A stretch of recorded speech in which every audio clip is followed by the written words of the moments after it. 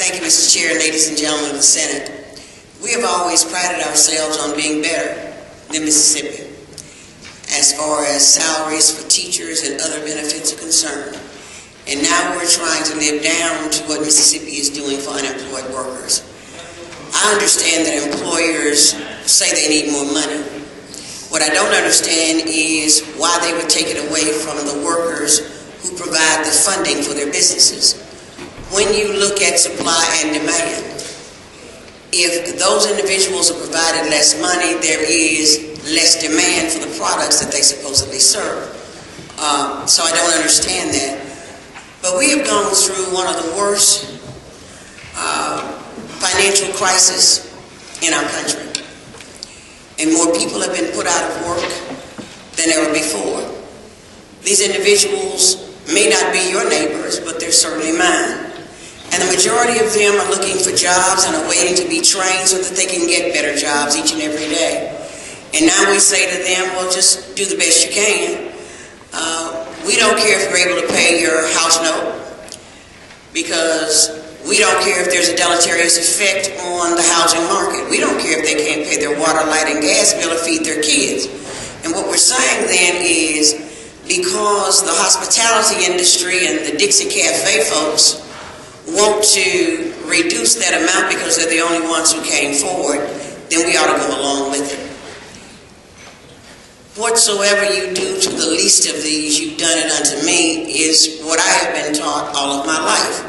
And I do not understand why at this very, very delicate time, when we're just beginning to get back on track, that we would suddenly say to our fellow Arkansans, you can't have what you've been getting.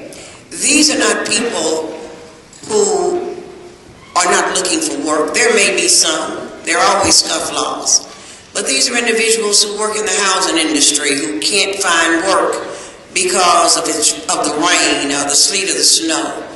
These are individuals who are looking for work but don't have the training. And now what we're going to do is give them one more bit of indignity, and that is to reduce the amount of money that they and their families rely on.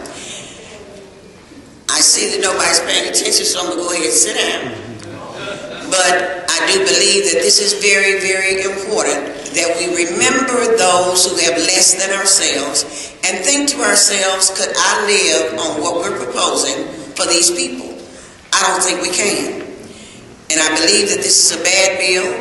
I don't believe that it has the spirit that we as Arkansans ought to show toward those who are going through difficult times right now, and I'd appreciate a no vote on the bill. Thank you, Senator Burnett. You want to speak against the bill?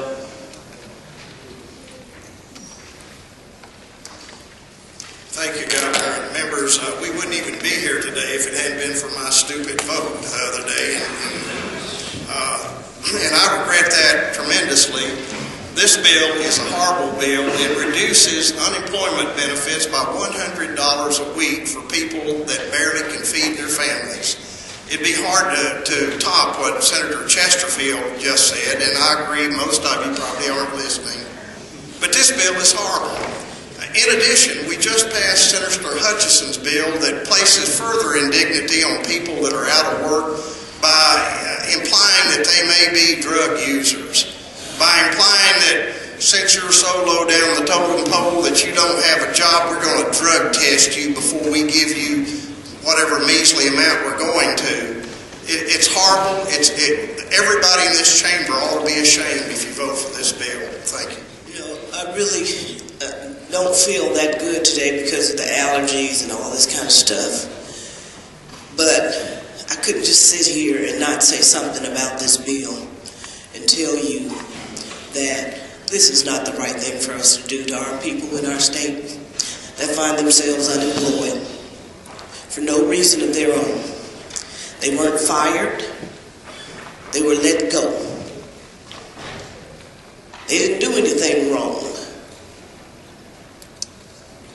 Either the employer is downsizing or going out of business. But when they went to work, they were assured that there would be an unemployment insurance plan for them. It's a trust, and the employer pays into it don't have insurance. Those are, some of them are part of that 250,000 working poor that we just contemplated in Senate Bill 1020.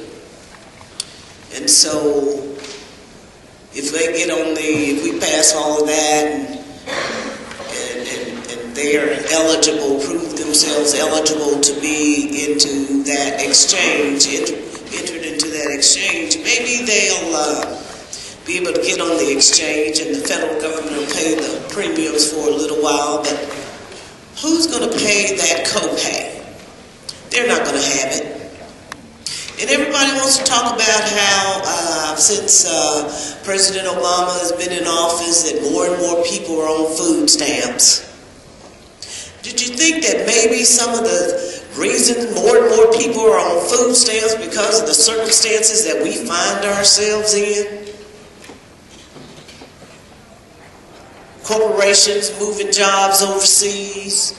We got to pay them to come to our state and place businesses in the highest poverty pocket of our state. But we want to keep these people. In the committee the other day, there was a woman that came in there. She's unemployed for no reason of her own, and her husband, and they got 5 little children. And she talked about how they will lose everything.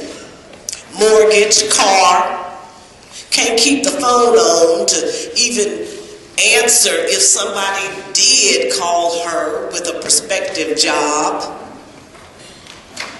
Food on the table, clothes on their kids' back. Kids go to school. Some kids go to schools that require uniforms. That's not cheap. Washing powder is not cheap. Gasoline is not cheap. I can't get a half a tank in my car, and I got a pretty good gas car, a Hyundai. And it takes $50 and I get less than a half a tank of gas. You must be really cold-hearted if you vote for this bill, because this doesn't make any sense.